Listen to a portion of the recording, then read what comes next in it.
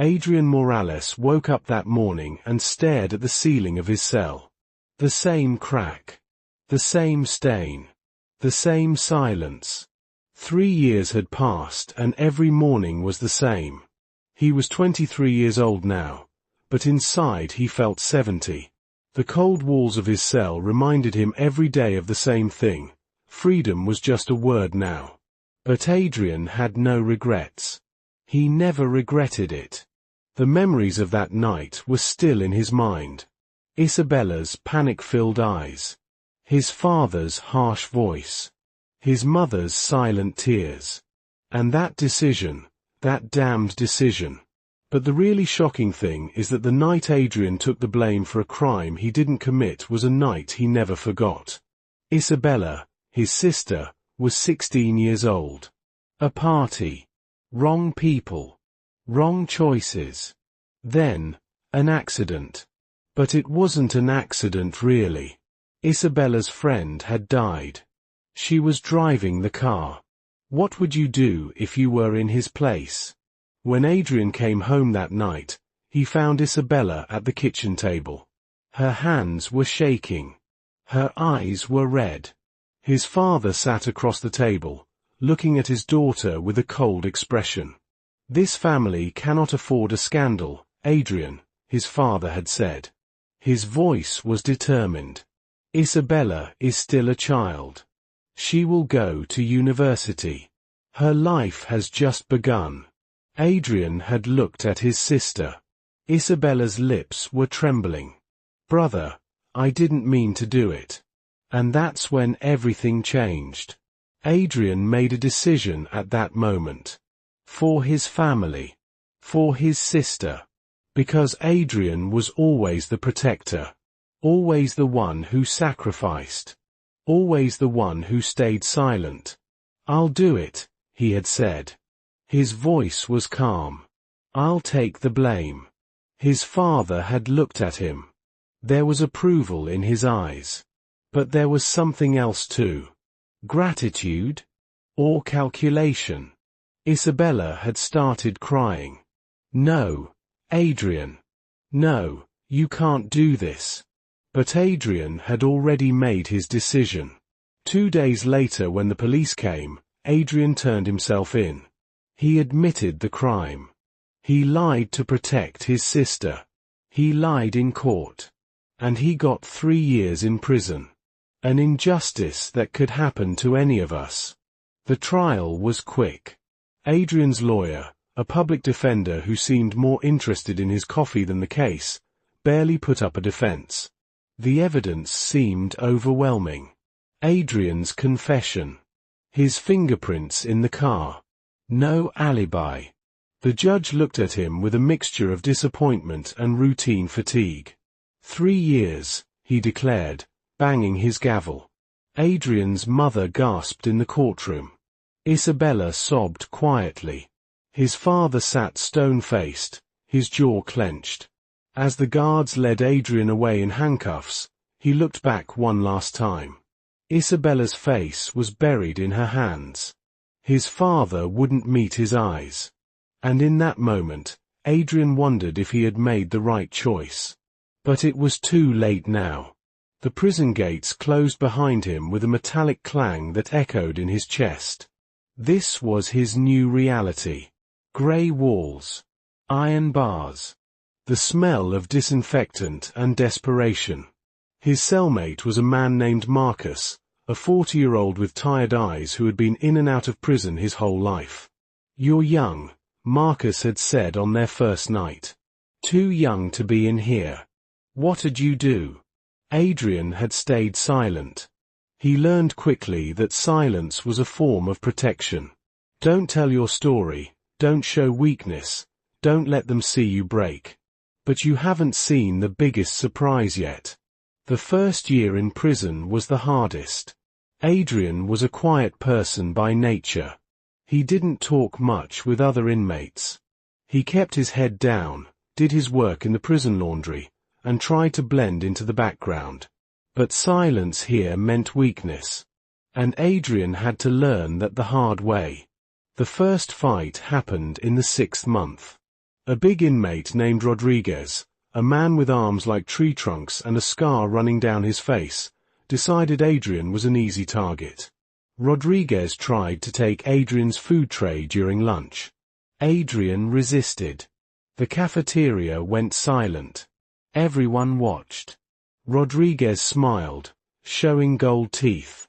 "You got a problem, kid?" Adrian's heart pounded, but he didn't back down. He thought of Isabella. He thought of his father's words. He thought of the sacrifice he had made. And something inside him snapped. The fight lasted less than a minute, but it felt like an eternity. Fists flew. Bodies collided. The guards rushed in, batons ready. The result? A broken rib for Adrian and 2 weeks in the infirmary. But something else happened that day. The other inmates started to respect him. He wasn't an easy target anymore. He had shown he could fight back. Marcus visited him in the infirmary. "You did good, kid," he said. "In here, you gotta show them you're not a victim." Adrian nodded, wincing from the pain in his side. But there was an anger inside him now. Not about his own situation. Not about the injustice he had suffered. But about the world's injustice. About a system that punished the wrong people. About families that protected some members while sacrificing others. About truth that was buried under layers of lies. The second year was easier in some ways. Adrian got used to the routine. Wake up at 6. Breakfast at 6:30. Work detail from 7 to noon. Lunch at 12:30. Yard time from 2 to 4. Dinner at 5.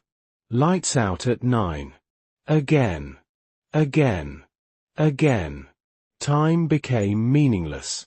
Days blended into weeks. Weeks into months. But every night before sleeping he thought about Isabella. Where was she now? Was she happy? Had she gone to university like their father wanted? Was she living the life that Adrian had given up his freedom to protect? Or was she haunted by guilt, unable to sleep, thinking about her brother rotting in a cell for her mistakes? That sparkle in Adrian's eyes had begun to fade. The hope that once sustained him was slowly dying. He began to wonder if anyone on the outside even remembered him. Wait a minute. Don't miss this detail. In the middle of the third year, something unexpected happened. A letter came. Adrian's hands shook as he recognized the handwriting on the envelope. Isabella. He hadn't heard from her in over a year. Their mother wrote occasionally, short notes about the weather and what she was cooking, carefully avoiding anything meaningful. His father never wrote at all. But now, Isabella's letter. Adrian sat on his bunk and carefully opened it. "Dear brother, I don't know how to thank you. I think about you every day. I regret it every day. But Dad says I shouldn't contact you. He says it's better if I move on with my life. He says you made your choice and now I need to make mine. I'm in college now. Studying literature. I should be happy but I can't be. Every time I'm in class, every time I laugh with friends, every time I feel a moment of joy, I remember where you are. I remember what you did for me. Dad says I'm being dramatic. He says you'll be fine. He says 3 years isn't that long. But I know better. I know what we took from you. I know the truth." Adrian stopped reading. His hands were trembling now. Not from weakness but from a rising emotion he couldn't quite name. Anger. Disappointment. Betrayal. He continued reading. "I want to visit you but Dad won't let me. He says it will just make things harder for everyone. Mom agrees with him. They say I need to focus on my future. But how can I focus when my future was built on your sacrifice? I'm sorry, Adrian. I'm so sorry. I don't know what else to say. Your sister, Isabella. Adrian slowly folded the letter and placed it under his pillow. That night, Adrian lay awake staring at the ceiling. The same crack was there, but now it looked different. Like it was spreading, growing, consuming the entire surface above him. Dad says. Those two words kept echoing in his mind. His father had orchestrated everything. The sacrifice, the silence, the separation. And now he was controlling Isabella too, making sure she didn't rock the boat, didn't disturb the careful lie they had all constructed. Adrian realized something in that moment. He wasn't just in prison physically. His entire family was in a prison of lies. Isabella was imprisoned by guilt. His mother by complicity. His father by the secret he was keeping. And Adrian was imprisoned by all of it. The next morning, Marcus noticed something different about Adrian. "You look like you've seen a ghost," he said. Adrian shook his head. "Just thinking." "Dangerous thing to do in here," Marcus said with a sad smile. "Thinking gets you nowhere but deeper into your own head." But Adrian couldn't stop thinking. For 3 years he had survived by not questioning his decision. By believing that his sacrifice had meaning. That he had saved Isabella. That he had protected his family. But Isabella's letter had cracked that belief. And now doubts were flooding in. Now what you've seen is nothing. At the end of the 3rd year, an unexpected visitor came. The guard called Adrian's name during yard time. "You got a visitor, Morales." Adrian's heart skipped. Was it Isabella? Had she defied their father and come to see him? But when he entered the visiting room and sat down at the booth, he saw his father on the other side of the glass. The man had aged dramatically. His hair had turned completely grey. Deep lines carved through his face like rivers of regret. His eyes, once sharp and commanding, now looked hollow and haunted. Adrian picked up the phone. His father did the same. They stared at each other through the glass barrier for a long moment. "Adrian," his father finally said. His voice was tired, broken. "I need to talk to you." Adrian said nothing. He waited. His father took a deep breath, his chest rising and falling with effort. "I have to tell you something. I've been carrying this burden for 3 years and I can't carry it anymore. It's killing me, Adrian. Every day it's killing me." Adrian's heart began to race. What burden? His father closed his eyes, as if the words he needed to say were too painful to speak while looking at his son. "That night, when you took the blame for what Isabella did, I thought you were doing the right thing. I thought we were protecting the family. I thought it would all work out somehow. But it hasn't. Nothing has worked out." "But what?" Adrian's voice came out harsher than he intended. "But Isabella," his father opened his eyes now, tears streaming down his weathered face. "Isabella wasn't driving the car that night. You won't believe this, but Adrian's world stopped spinning.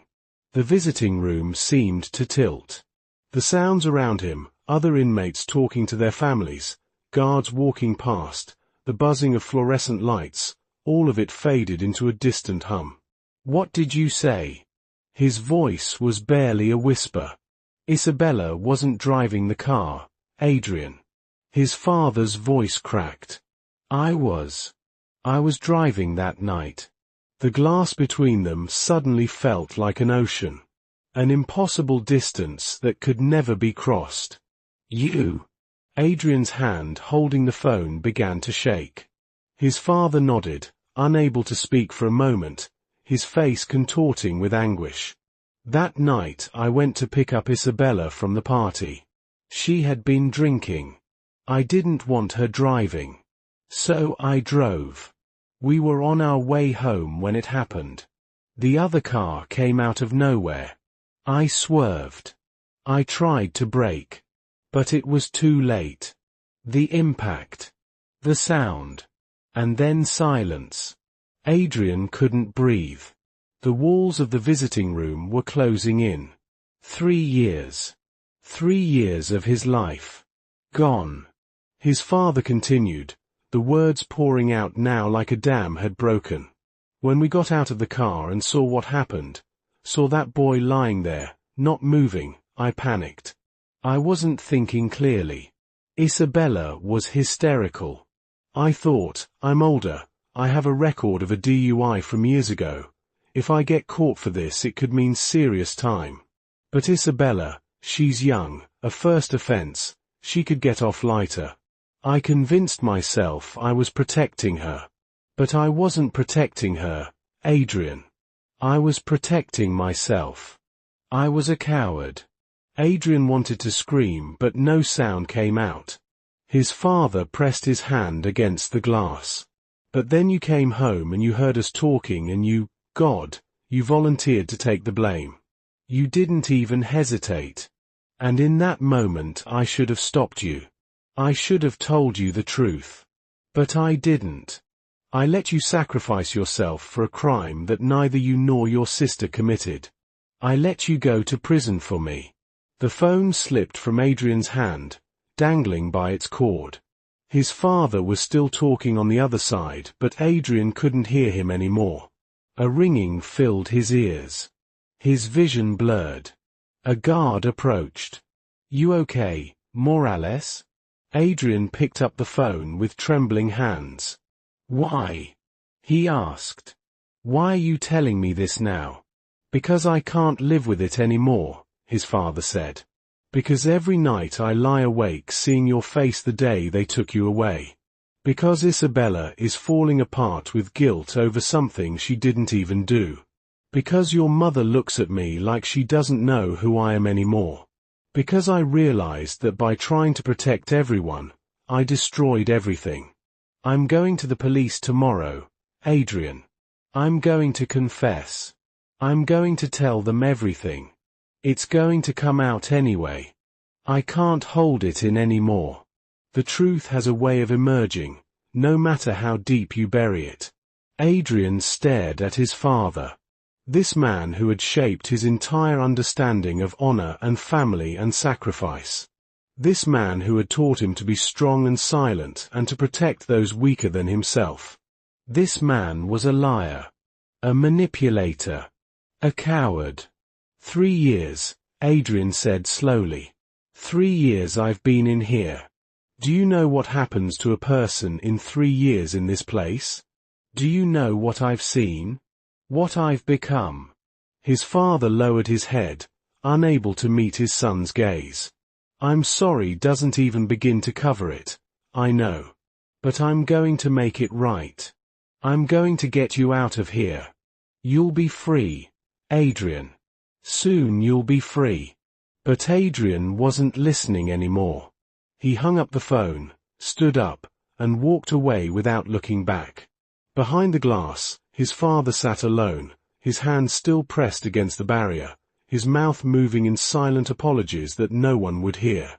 Just when you thought it was over, the Real story was only beginning.